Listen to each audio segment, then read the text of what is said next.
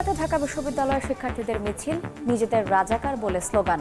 স্বঘোষিত রাজাকারদের কোনো দাবি মানা হবে না, সাফ জানিয়ে দিলেন তথ্য প্রতিমন্ত্রী। সরকারি প্রতিষ্ঠানের হাতেই ভরাট হচ্ছে রাজধানীর জলাধার, বুড়ো আঙুল দেখাচ্ছে ড্যাপের নকশাকেও। ফলাফল অল্প বৃষ্টিতেই হাঁটু পানি, 2 সিটির দায়সারা ভাবই দায়ী। এবং হত্যা চেষ্টা থেকে বেঁচে ফিরেই নির্বাচনী প্রচারণায় ট্রাম্প, রিপাবলিকানদের সম্মেলনে যোগ দিতে এখন মিলওয়াকিতে।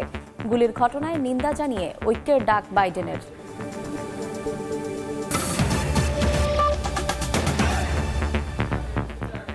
সময় সংবাদের সঙ্গে আছি আমি শায়লা রহমান ইমা। অন্য প্রসঙ্গ, প্রধানমন্ত্রী শেখ হাসিনা কোটা আন্দোলনকারীদের রাজাকার বলেছেন, এমন অভিযোগে মধ্যরাতে স্লোগানে মিছিলে উত্তপ্ত হয়ে ওঠে ঢাকা বিশ্ববিদ্যালয়। এ সময় নিজেদের রাজাকার বলে ঘোষণা দেন কোটা সংস্কারের পক্ষের শিক্ষার্থীরা। খবর পেয়ে বিশ্ববিদ্যালয় এলাকায় জড়ো হন ছাত্রলীগের নেতাকর্মীরা, আসেন আওয়ামী লীগের কেন্দ্রীয় নেতারাও। এ সময় তথ্য প্রতিমন্ত্রী জানান, যারা স্বঘোষিত রাজাকার তাদের কোনো দাবি মানা হবে না।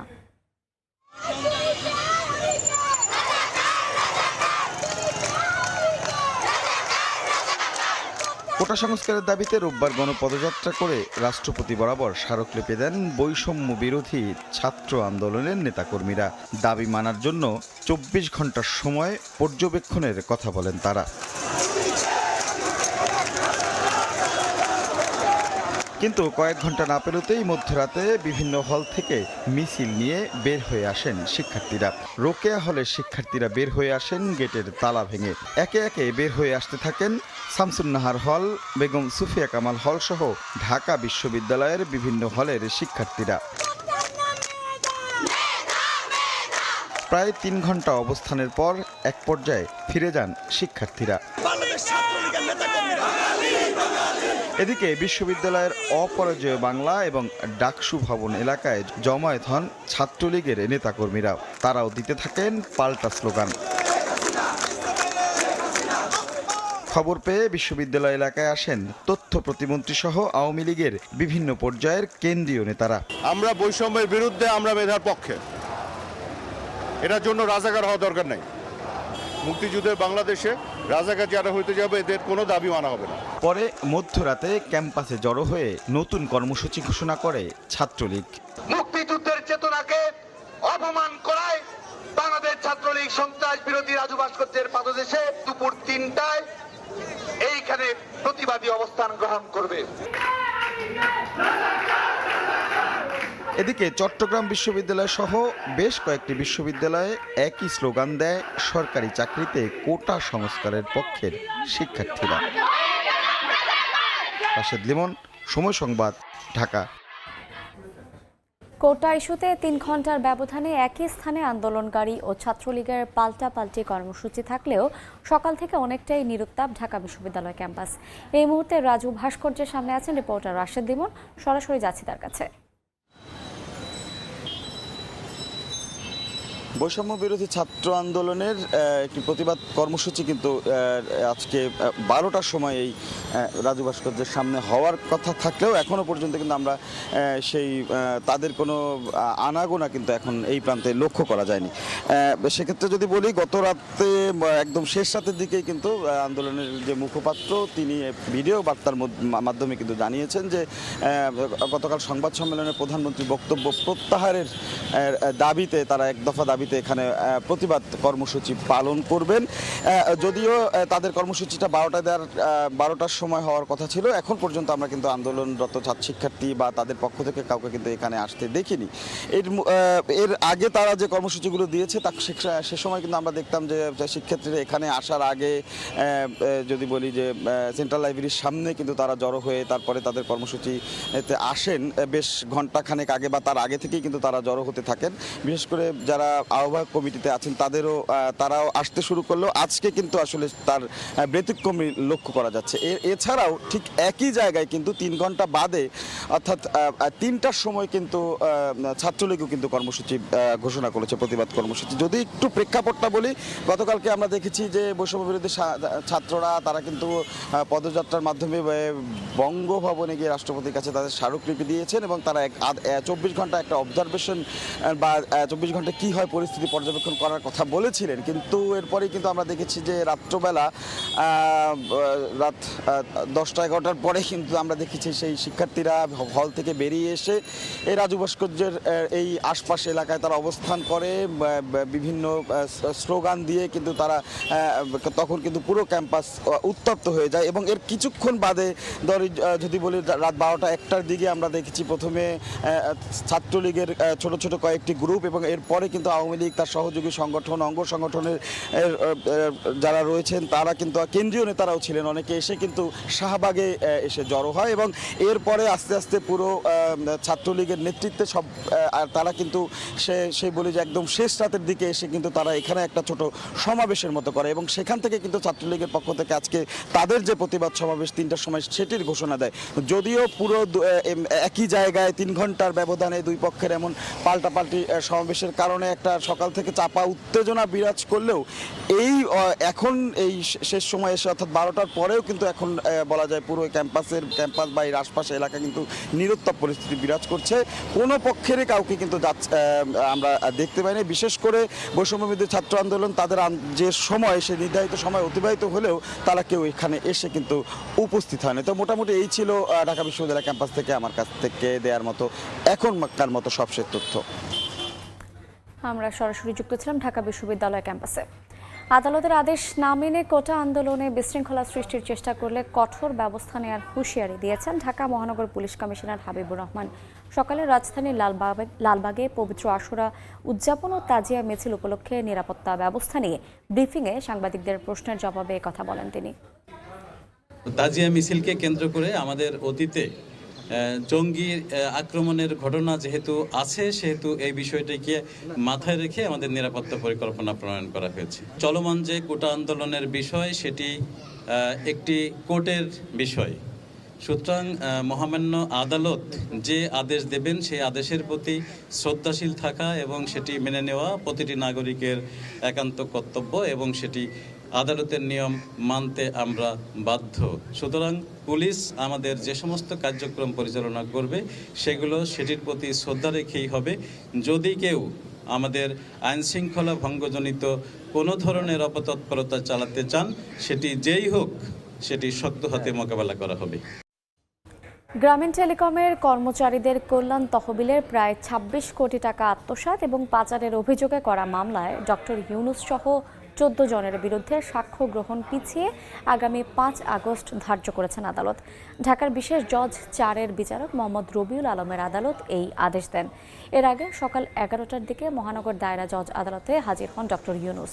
সাক্ষ্য গ্রহণের তারিখ পিছিয়ে দেওয়ার আবেদন করেন তার আইনজীবী। এর পরিপ্রেক্ষিতে সাক্ষ্য গ্রহণের দিন পেছান আদালত। গত 12 জুন ডক্টর ইউনূস সহ 14 জনের বিরুদ্ধে চার্জ গঠন করে আনুষ্ঠানিক বিচার শুরুর আদেশ দেন আদালত। চলতি বছরের 30 জানুয়ারি 26 কোটি টাকা আত্মসাৎ এবং পাচারের অভিযোগে গ্রামীণ ব্যাংকের প্রতিষ্ঠাতা ডক্টর ইউনূস সহ 14 জনের বিরুদ্ধে আদালতে চার্জশিট দেয় দুদক। এই বিষয়গুলোর কোনো ভিত্তি তো নাই, কাজে এইটা ভিত্তি ছাড়া একটা মামলা সেটা তাড়াহুড়ো করে ফেলাটা তাদের জন্য মনে হচ্ছে একটা করণীয় বিষয়।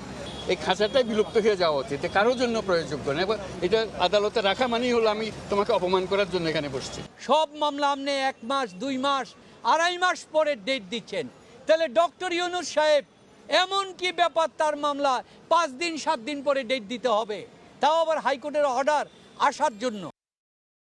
সরকারি প্রতিষ্ঠানের হাতেই ভরাট হচ্ছে রাজধানীর অনেক জলাধার। উন্নয়ন প্রকল্পের নামে ড্যাপের নকশাকে যেন বুড়ো আঙুল দেখাচ্ছে খোদ সরকারি এসব প্রতিষ্ঠান। ফলাফল মিরপুর, উত্তরা, কাঁঠালবাগান, ধানমন্ডি, পুরান ঢাকার মতো এলাকা এখন অল্প বৃষ্টিতেই হাঁট পানিতে। এতদিন চিঠি চালাচালিতে সীমাবদ্ধ থাকলেও এই মৌসুমের প্রথম ধাক্কার পরে এখন কঠোর হওয়ার কথা বলছে রাজুক।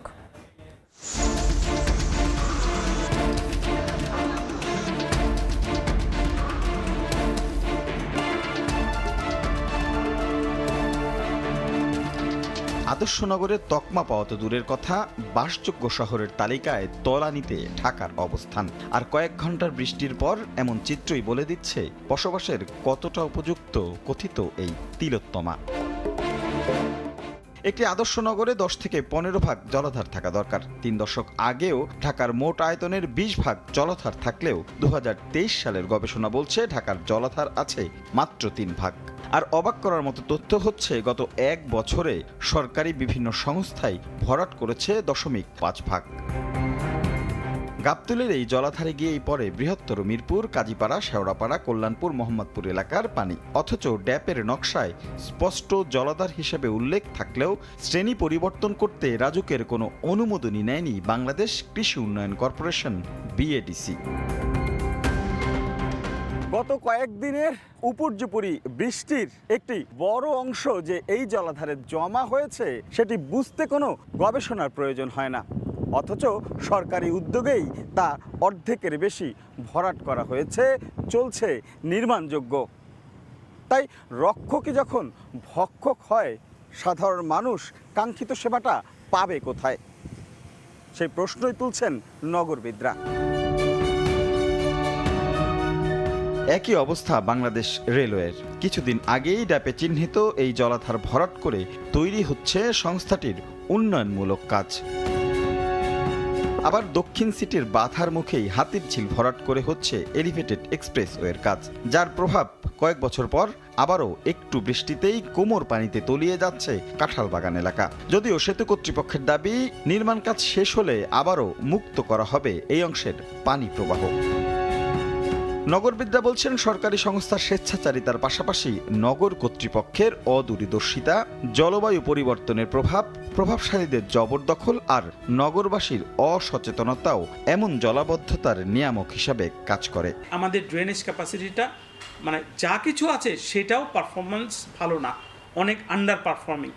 তো এই কারণে আমাদের এই জলাবদ্ধতাগুলো তৈরি হয়। রাজুক বলছে, মৌসুমের শুরুতেই যে ভয়াবহতার সাক্ষী হয়েছে নগরবাসী, তাতে আর ছাড় দেওয়ার সুযোগ নেই।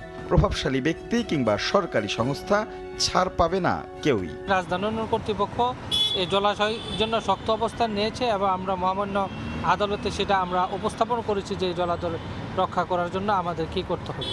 যদিও দখল দূষণের এই নগরে নদী, খাল আর জলাধারের যে অবস্থা গিয়ে দাঁড়িয়েছে, তাতে সিএস খতিয়ান ধরে তা উদ্ধার করা এক রকমের অবাস্তব মনে করছেন নগর পরিকল্পনাবিদরা।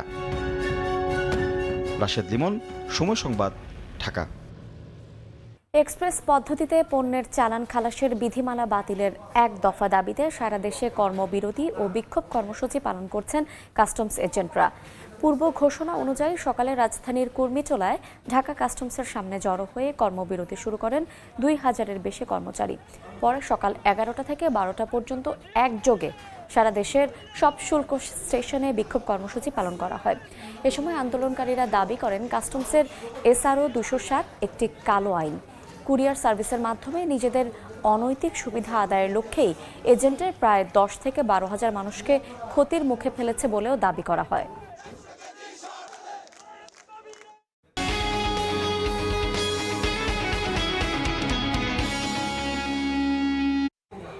অপ্রয়োজনীয় ভেবে ফেলে দেয়া গরুর নাড়ি, ভুঁড়ি এবং পিজল রফতানি করে বছরে আয় হচ্ছে প্রায় 500 কোটি টাকা। সম্ভাবনাময় এই ব্যবসা এগিয়ে নিতে সরকারকে উদ্যোক্তাদের পাশে দাঁড়ানোর তাগিদ অর্থনীতিবিদদের। থরে থরে সাজিয়ে রোদে দেয়া হয়েছে গরুর পিজল বা বিশেষ অঙ্গ। 3-4 দিন রোদে শুকানোর পর শক্ত হয়ে আসলে তা কাটা হয় পরিমাপ মতো। এরপর বাকি প্রক্রিয়া শেষে রফতানি করা হবে দেশের বাইরে। শুধু পিজল নয়, গরুর নাড়ি, ভুঁড়ি বা ওমাসমো রপ্তানি হচ্ছে যুক্তরাষ্ট্র, কানাডা সহ বিভিন্ন দেশে। অপ্রচলিত হলেও দারুণ সম্ভাবনা দেখাচ্ছে এই ব্যবসা। পাশাপাশি যত্রতত্র ফেলে পরিবেশ নষ্টের বিপরীতে দেশে আসছে বৈদেশিক মুদ্রা। বিভিন্ন দেশে পিজল দিয়ে পোষা প্রাণীর খাবার এবং ওমাসম দিয়ে তৈরি হয় মানুষের খাবার স্যুপ। সারা বছর যে পরিমাণ পশু জবাই হয় তার 30 থেকে 35% সংগ্রহ হয় ঈদুল আজহায়। এবছর সারা দেশে ষাঁড় কোরবানি হয়েছে প্রায় 50 লাখ। ব্যবসায়ীরা বলছেন, এবার পিজল সংগ্রহ করা হয়েছে 15 লাখের কাছাকাছি।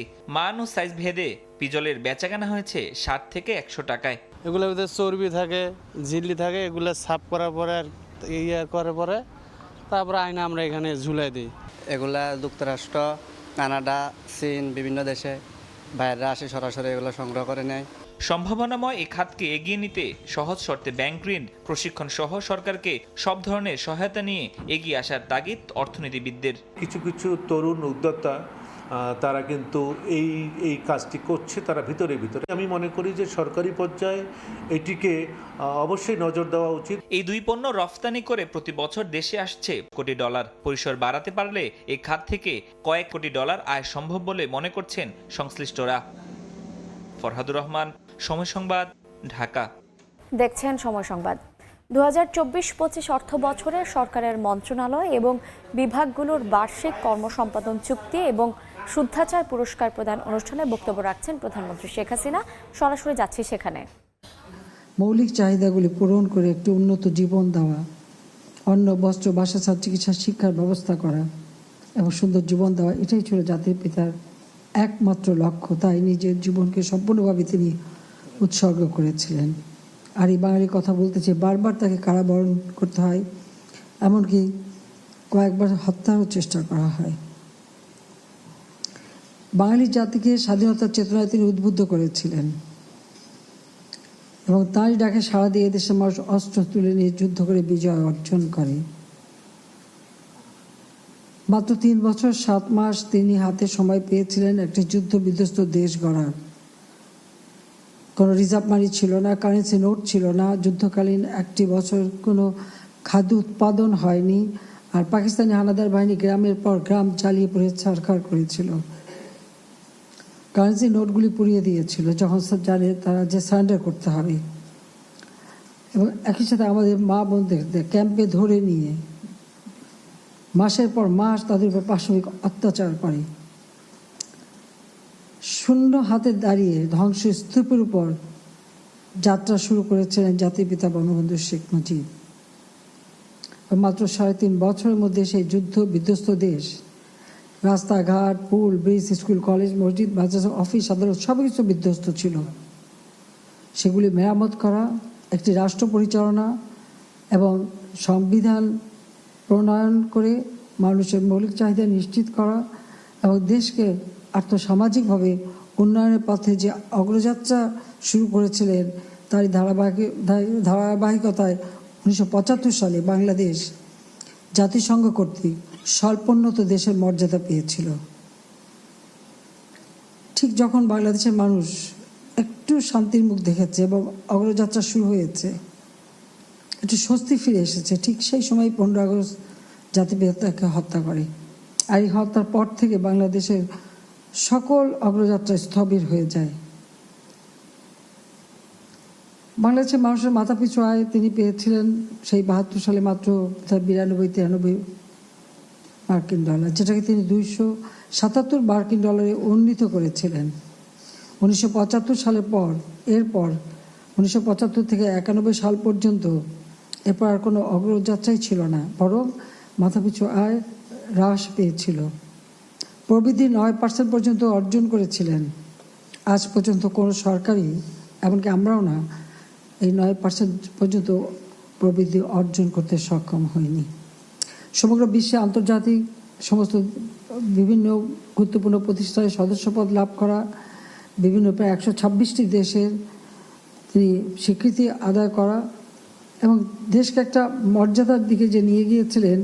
75-এর পরে বারবার মিলিটারি ডিক্টেটরদের ক্ষমতা দখল এবং দেশকে একটা অরাজকতার দিকে নিয়ে যাওয়া, বারবার কু হওয়া, মুক্তিযোদ্ধাদের হত্যা, সেনাবাহিনী, নৌবাহিনী, বিমান বাহিনীতে হত্যা, বিভিন্নভাবে যে সমস্ত ঘটনা ঘটেছিল তাতে বাংলাদেশের ভাবমূর্তি সম্পূর্ণভাবে নষ্ট হয়েছিল। সরকারের মন্ত্রণালয় এবং বিভাগগুলোর বার্ষিক কর্মসম্পাদন চুক্তি এবং শুদ্ধাচার পুরস্কার প্রদান অনুষ্ঠানে বক্তব্য রাখছেন প্রধানমন্ত্রী শেখ হাসিনা। আমরা এতক্ষণ ছিলাম সেখানে। এই ছিল সময় সংবাদে। এরপর খেলার সময় সঙ্গে থাকবেন সহকর্মী মাকসুম আলম খান। ইমা, ধন্যবাদ আপনাকে। খেলার সময়ের আয়োজন নিয়ে ফিরছি কিছুক্ষণ পর, সঙ্গেই থাকুন সময়।